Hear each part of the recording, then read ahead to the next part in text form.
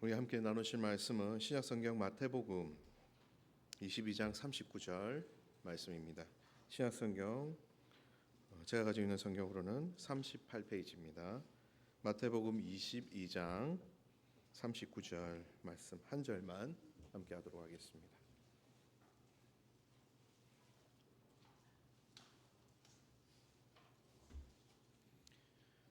다 찾은 줄 알고 우리 다 같이 한 목소리로 합독하도록 하겠습니다.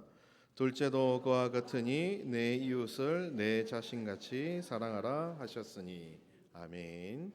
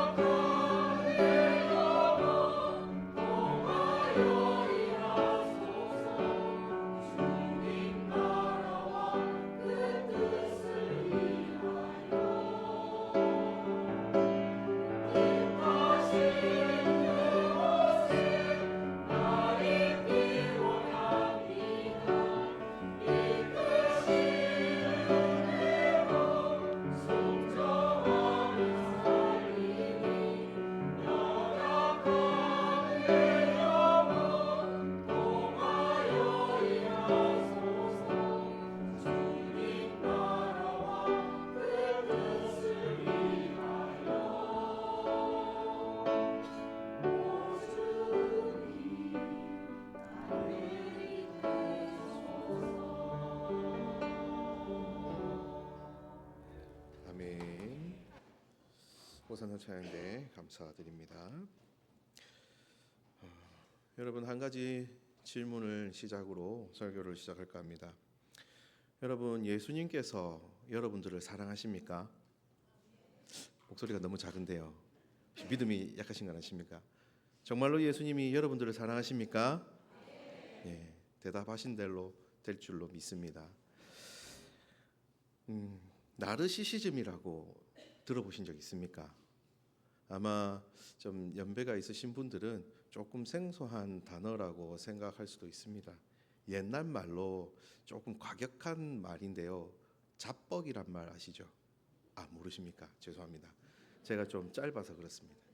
나르시시즘이라는 것은 자기 자신에게 애착하는 일을 말합니다. 쉽게 이야기해서 한 여성이 거울 앞에서 오랫동안 자신의 외모를 보면서 자기 자신의 그 외모에 흠뻑 빠져 있는 거. 너 왜 그렇게 이쁘게 생겼니? 너 정말 아름답다. 어제보다 오늘이 더 아름답구나라고 하면서 자기 자신을 이렇게 보면서 황홀하게 느끼는 거. 그냥 단순히 우리 여성분들 거울 보면서 화장하는 그 정도를 얘기를 하는 것은 아닙니다. 찔리는 신분이 몇 분 계신 것 같은데 온통 자기밖에 모르는 사람, 그러한 사람을 나르시시즘이 있는 사람이라고 얘기를 했죠. 오직 자신만이 관심의 대상이 되는 겁니다. 반대로 얘기하면 어떻게 될까요? 다른 사람에게는 관심이 없다는 거죠. 이러한 대표적인 인물로 그 백설공주에 나오는 악한 왕비 있죠. 거울을 보면서 거울아 거울아 세상에서 누가 제일 예쁘니? 나지. 혹시 이에 해당하시는 분이 계신가요? 집에서 그러고 거울 보고 계시다면 한 번쯤 깊이 생각해 보시기 바랍니다. 예수님은 현재로부터 약 2000년 전에 이 땅에 계셨고 또 그 예수님의 사랑이 지금 여기 계신 여러분들에게 여전히 실현되고 있습니다. 칼 바르트라는 신학자가 있습니다. 아주 유명한 신학자인데요. 수많은 책들을 썼고 또 여러 가지 연구를 하셨던 분이시죠. 어느 날 한 기자가 이 신학자에게 와서 당신은 정말 많은 책들을 저술을 했는데 이 많은 책들을 통해서 당신이 진정으로 하고 싶은 말이 무엇입니까? 라고 질문을 했습니다.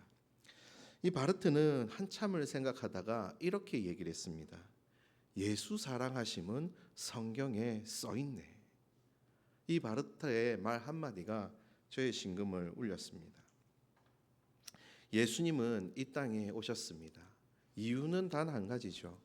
우리를 사랑하셔서 우리를 죄악에서 건져내시고 다시 교제를 하기 위해서 오로지 그것을 목적으로 해서 이 땅에 오셔서 십자가에 온갖 고난과 고통을 당하시고 피 흘리심으로 죽기까지 하셔서 우리를 살리셨습니다.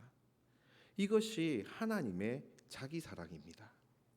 하나님의 자기 사랑을 이렇게 나타내었다면 하나님을 믿는 우리들은 자기 사랑을 어떻게 해야 할까요?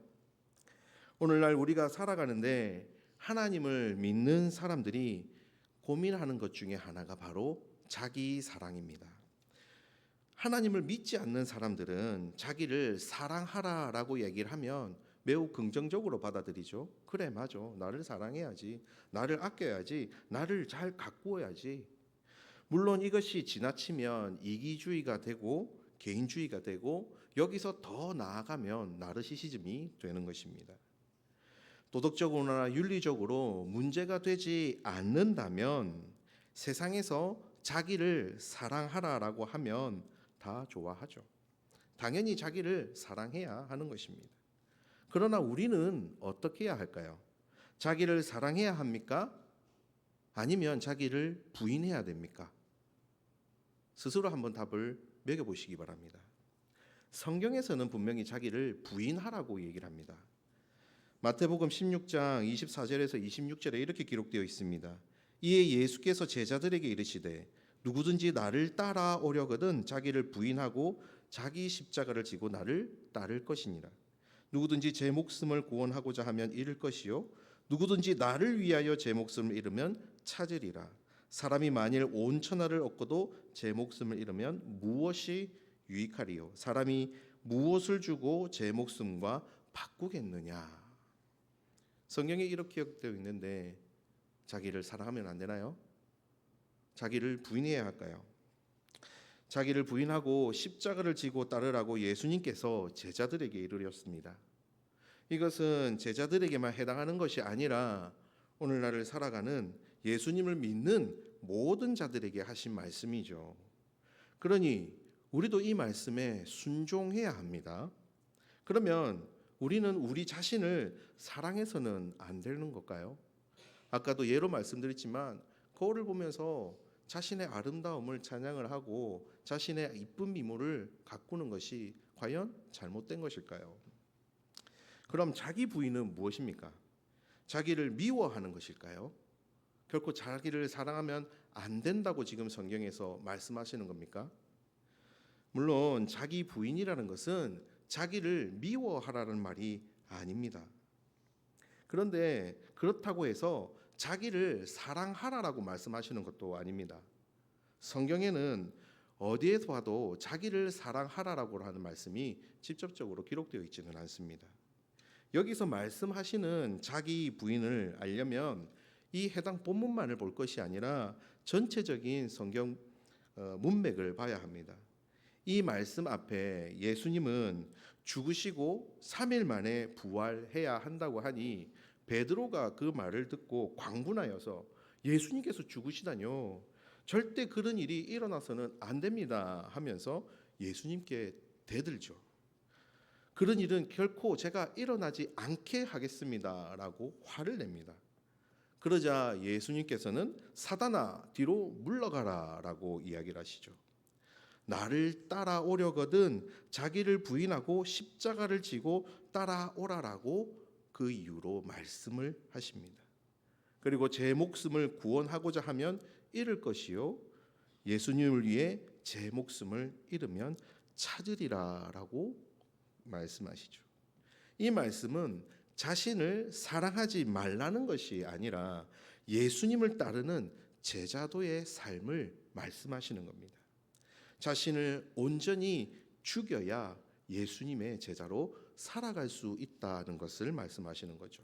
즉 자신의 욕망과 탐욕으로부터 자기 자신을 죽여야 한다는 것입니다. 내 삶이니 내 마음대로 하면서 살아가겠습니다.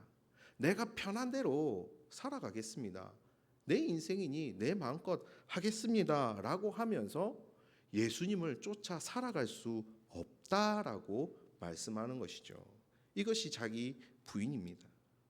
여러분, 우리는 종종 자기 사랑을 오해하는 경우가 있습니다. 자기 사랑은 자기 만족이 아닙니다.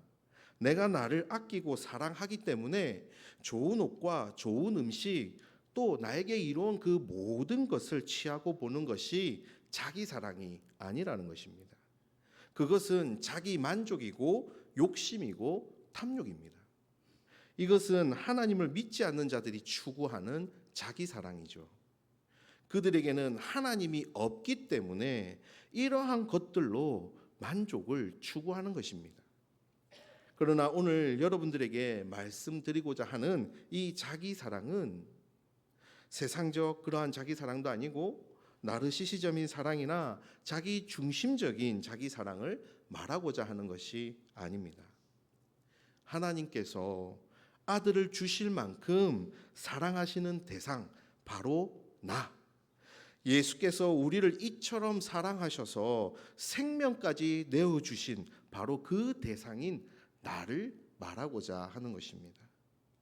오늘날 이 시대를 살아가는 많은 사람들 중에 우울증에 빠져서 자신을 스스로 돌보지 못하고 자신을 무가치하게 여기고 자신의 존재를 하찮게 여기고 살아가는 사람이 참 많습니다. 그러한 사람들 중에서는 하나님을 믿는 사람들도 많이 포함이 되죠. 여러분, 정말 무가치한 인생을 하나님께서 사랑하셔서 예수님을 인간으로 보내셔서 죽기까지 해서 우리를 건져내셨습니까? 아무런 쓸모도 없고 존재의 가치도 없는 것인데 무한하신 긍휼로 사랑하시는 걸까요? 그것은 절대 아닙니다. 우리는 누구의 형상대로 지음을 받았습니까? 바로 하나님의 형상대로 만들어졌습니다. 이 세상의 모든 것을 통틀어서 하나님의 형상대로 만들어진 존재는 우리밖에 없습니다. 그런데 그런 존재가 과연 무가치하고 쓸모없다고 말할 수 있을까요? 우리는 하나님께서 사랑하시는 존재입니다. 그만큼 가치 있는 인생이라는 것입니다. 그만큼 보배롭고 존귀한 존재라는 것입니다. 이사야 43장 4절에 이렇게 기록되어 있습니다. 네가 내 눈에 보배롭고 존귀하며 내가 너를 사랑하였은즉. 우리는 못나고 실패하고 형편없는 존재로 보는데 하나님은 다른 존재로 보고 계십니다. 우리는 하나님의 사랑을 받을 만한 존재이고 있는 모습 그대로 하나님의 기쁨이 되는 존재라고 말씀하시죠. 우리는 더 이상 약자가 아니고 약한 자가 아니고 병든 자도 아닙니다.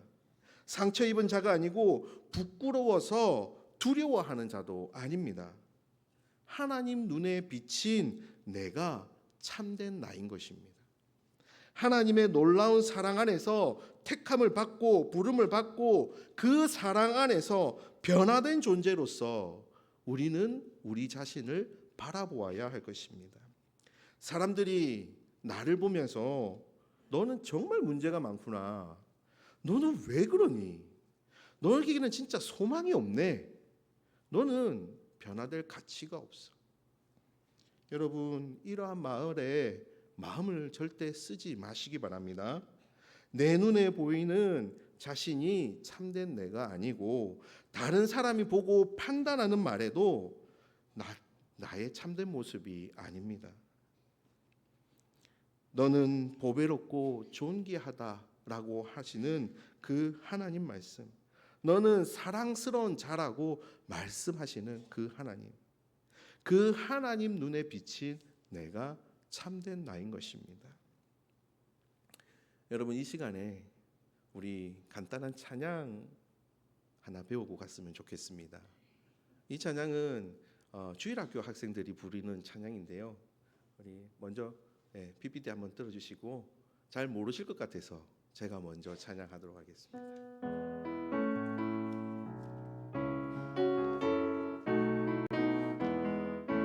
너는 보배롭고 존귀한 자 주님 앞에 기쁨이라. 너는 보배롭고 존귀한 자 주님 사랑을 받은 자라. 축복해요 너를 통해 주의 큰일 이루시니. 축복해요 너를 통해 주님 영광 받으시니. 아멘. 여러분, 굉장히 경쾌하고 간단한 거죠. 아까 이사야 43장에 있던 그 말씀을 가지고 만든 찬양인데요. 여러분, 이 찬양 같이 배워보시고 여러분들 서로를 축복했으면 좋겠습니다. 우리 함께 불러볼게요. 너는 보배롭고 존귀한 자 주의 기쁨이라. 너는 보배롭고 존귀한 자 주의 사랑을 받은 자라. 축복해요 너를 통해 주의 큰일 이루시리.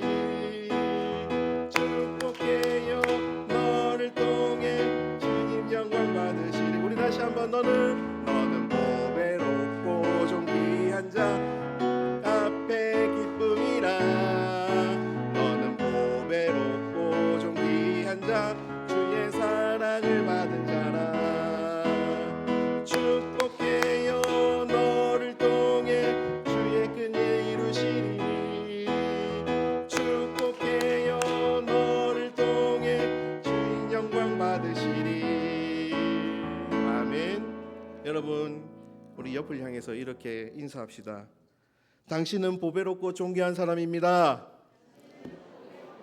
당신은 보배롭고 존귀한 사람입니다. 그렇다고 옆에 이성에게 사랑을 고백하지는 마시고요. 우리는 자신을 소멸시켜야 할 죄인의 운명으로 사는 것이 아니라 용서받고 하나님의 자녀로 담대하게 이 세상을 살아야 합니다. 정말 내가 무가치한 인생이라면 나를 어떻게 하나님 앞에 드릴 수 있겠습니까? 정말 쓸모없는 인간이라면 하나님께 드리는 것이 무슨 의미가 있겠습니까? 나의 가장 소중한 것을 드리는 것이 우리는 온전한 제사라고 얘기를 합니다. 나의 삶, 나의 생명을 드리는 것이 온전한 삶의 예배가 아닐까요? 내 삶이, 내 인생이 싫고 짜증나고 죽을 수 없어서 겨우 살아간다고 생각하는 사람이 어떻게 하나님 앞에 나를 드린다고 말할 수 있을까요? 과연 그것을 하나님께서 기쁘게 받으시겠습니까? 성경에서 자신을 사랑하라는 직접적인 말씀은 없습니다. 그러나 그것이 자신을 사랑하지 말라는 뜻은 아니라는 것입니다. 하나님께서 그 아들을 주실 만큼 사랑하시는 대상인 나 자신을 그 누구도 무가치하다고 얘기할 수 없습니다. 그렇게 취급해서는 안 되는 것입니다. 오히려 적극적으로 세우고 가꾸고 책임 있게 사랑해야 합니다. 왜냐하면 예수님께서 사랑하셨기 때문입니다. 우리가 자신을 사랑할 수밖에 없는 이유는 하나님께서 나를 사랑하시기 때문입니다. 우리를 사랑하시는 하나님의 사랑 안에서 그 누구도 그 사랑을 끊을 수 없다고 말씀하셨습니다. 나 자신조차도 말이죠. 스스로 자기를 해치고 인생을 위협하는 사람은 자기에 대한 사랑을 포기한 사람입니다. 또한 자기를 사랑하지 못하는 사람은 이웃을 사랑할 수가 없습니다. 나의 존재를 긍정하고 사랑하는 것, 그것은 모든 이웃을 사랑하는 출발점입니다.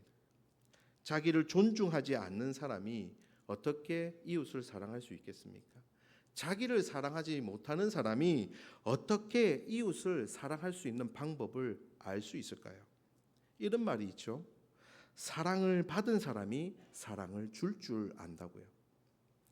내 이웃을 내 몸과 같이 사랑하라고 명령하셨는데, 이는 우리가 하나님의 사랑을 받았고 그 사랑이 우리 안에 있기 때문에 이웃을 사랑할 수 있다는 그 전제 아래서 하나님께서 명령하신 것입니다. 그런데 살아가면서 나는 안 돼, 나는 정말 쓸모없어, 나는 정말 가치 없는 인간이야 라고 생각하는 것이 과연 없을까요? 아마 수십 번, 수백 번, 아니면 지금 이 순간도 이러한 생각에 잠 못 이루는 밤을 지새기도 할 것입니다. 심각한 경우에는요, 불면증까지 걸리죠. 환청까지 들리는 사람이 있다고도 합니다. 그런데 이것이 과연 하나님께서 나를 사랑하시기 때문에 나를 단련시키기 위해서 이러한 시험을 들게 하시는 걸까요? 아니죠. 이것은 사탄의 위협입니다. 사탄은 슬픈 생각을 통해서 여러분을 괴롭히고 고통스럽게 합니다. 때로는 내가 고통 속에 있고 내가 시험 빠졌을 때 사탄은 하나님께서 나를 버렸기 때문에 당하는 고난이라고 생각하게 만듭니다. 그리고 하나님이 벌을 주시는 것이라고 속삭입니다. 그렇게 해서 우리를 괴롭히고 우리를 지나친 죄의식에 빠뜨립니다. 그리고 우리의 영혼을 무너뜨리려고 하는 것이죠. 하나님께서 멀어지게 만드는 것입니다. 사탄은 성격 파탄자와 같습니다. 연약함을 도우시는 성령님과 달리 이 사단은 인간의 연약한 부분을 통해서 파괴하는 기회로 삼는 것이죠. 그러므로 우리는 이 사단의 속삭임에 넘어가서는 안 될 것입니다. 하지만 그렇다고 해서 나는 아무렇게나 살아야 한다는 그러한 생각도 하시면 안 됩니다. 하나님 앞에서 바르고 정직하게 살아가야 합니다. 그러면 어떻게 살아가야 할까요? 인간이 자기 목숨을 소중히 여기고 자신을 돌보는 것은 하나님께서 우리 마음에 심어 놓으신 것입니다. 자기 사랑은 이기적인 것은 아닙니다. 문제는 우리가 전적 타락으로 말미암아 자기 욕심까지 사랑하게 된 것이기 때문이죠. 이런 이기적인 욕망과 탐욕까지 사랑하는 모습은 우리는 부인해야 하는 것입니다. 우리는 예수 그리스도로 말미암아 새롭게 되었습니다.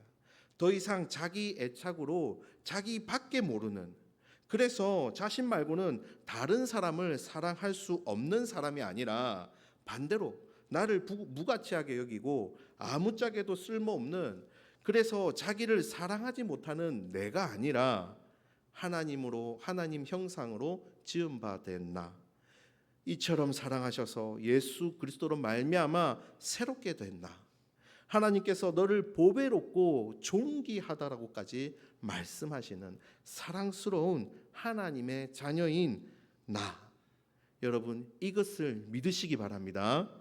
그리고 나를 사랑하시는 하나님을 사랑하시고 또 나를 사랑하고 또 나를 사랑한 것 같이 내 이웃을 사랑하시는 그러한 복된 여러분들이 되시기를 간곡히 부탁드리겠습니다.